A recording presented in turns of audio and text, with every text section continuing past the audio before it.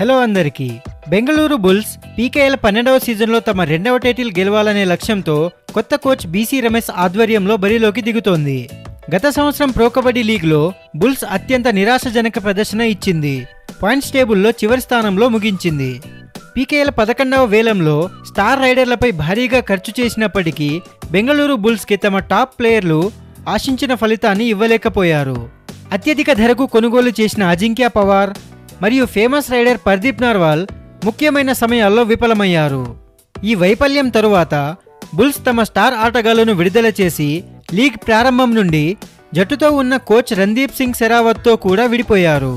ప్రస్తుతం జట్టుకు బీసీ రమేష్ కొత్తగా కోచ్గా వచ్చారు.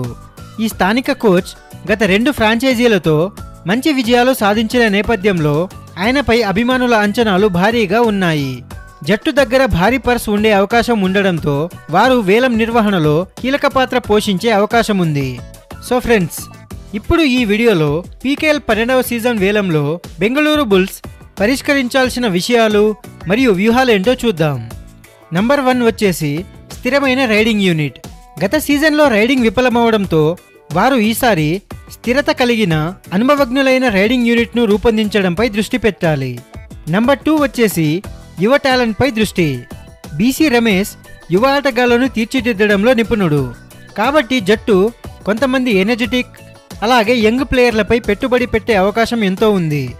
నంబర్ 3 వచ్చేసి డిఫెన్స్లో దృష్టి. గత సీజన్లో డిఫెన్స్ విభాగం సరిగా పనిచేయలేదు. ఈసారి డిఫెన్స్లో మంచి అనుభవం ఉన్న డిఫెండర్లను తీసుకునే అవకాశం ఎంతో ఉంది. నంబర్ 4 వచ్చేసి బలమైన లీడర్ ఎంపిక. జట్టు మనోబలాన్ని నిలబెట్టేందుకు ఒక ఉత్సాహవంతమైన నాయకత్వాన్ని కలిగిన ప్లేయర్ను ఎంచుకోవాలి. నంబర్ 5 వచ్చేసి బలమైన బెంచ్ స్ట్రెంగ్త్. ఆటగాళ్ల గాయాల దృష్ట్యా రిప్లేస్మెంట్ ఆటగాళ్లు కూడా నాణ్యంగా ఉండేలా జాగ్రత్త తీసుకోవాలి. అలాగే బెంగళూరు బుల్స్ వేలం వ్యూహం వచ్చేసి వీకర్ ఇన్ చీఫ్తో సహా విజయానికి మార్గం. సాధారణంగా పీకేఎల్ గెలిచే జట్లలో ఒక ఆటగాడు ఉంటాడు. వీకర్ ఇన్ చీఫ్గా పనిచేస్తూ ప్రత్యర్థులపై ఆధిపత్యం చూపించే వ్యక్తి.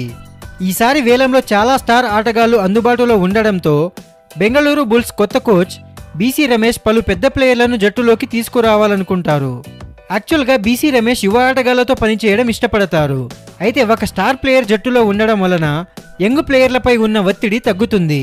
ఉదాహరణకు పవన్ సెరావత్ బుల్స్ ప్రధాన లక్ష్యంగా ఉండే అవకాశం ఉంది. సీజన్ 6లో టైటిల్ గెలిపించిన నాయకుడు కావడంతో అతనిపై నమ్మకం ఉంటుంది. సెకండ్ ప్లేయర్ వచ్చేసి మొహమ్మద్ రెజా షాడ్లోయి. అతను మరియు బీసీ రమేష్ గత సీజన్ 10లో పునరిపల్టన్కు కలిసి పనిచేశారు. ఒకవేళ బెంగళూరు బుల్స్ వద్ద భారీ పర్స్ ఉంటే అతనిని కొనుగోలు చేయడానికి వారు ఎంతకైనా తెగిస్తారు. దానితో పాటు ఎఫ్బిఎం కార్డు వినియోగాన్ని తెలివిగా ఉపయోగించాలి. ఎఫ్బిఎం కార్డు ద్వారా నితిన్ రావల్ను తిరిగి తెచ్చుకోవచ్చు. అతను గత సీజన్లో 22 మ్యాచ్లలో 74 పాయింట్లు సాధించి టాప్ డిఫెండర్లలో ఒకటిగా ఎదిగాడు. అలాగే సౌరభ్ నందల్ని కూడా తిరిగి తీసుకునే ఆలోచనలో ఉండవచ్చు. అతను 5 సీజన్ల పాటు బుల్స్కు సేవలందించాడు. ఈ ఇద్దరిని చవకగా తిరిగి తీసుకోగలిగితే బుల్స్కు కార్నర్ డిఫెన్స్ సమస్య దాదాపుగా పరిష్కారం అవుతుంది.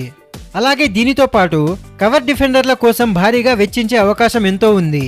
బెంగళూరు బుల్స్ జట్టులో స్ట్రాంగ్ కవర్ డిఫెన్స్ నిర్మించేందుకు వారు పెద్ద మొత్తాన్ని వినియోగించవచ్చు. మహేందర్ సింగ్ మరియు సుర్జీత్ సింగ్ బుల్స్కు ఇప్పటికే పరిచయమైన డిఫెండర్లు. వీరిని తిరిగి జట్టులో చేర్చే యోచనలో వీళ్ళు ఉండవచ్చు. అలాగే సంకేత్ సావంత్ కూడా కోచ్ రమేష్తో మంచి రిలేషన్షిప్ ఉన్న డిఫెండర్. అతను మళ్ళీ జట్టులోకి రావచ్చు.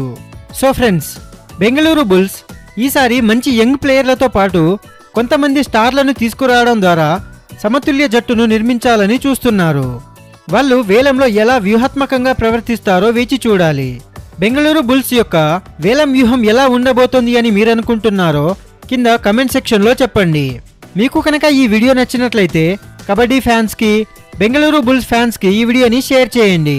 అలాగే ఇలాంటి మరెన్నో పీకేఎల్ అప్డేట్స్ కోసం, తెలుగు టైటన్స్ అప్డేట్స్ కోసం మన ఛానల్ను సబ్స్క్రైబ్ చేసుకోండి. Thank you for watching.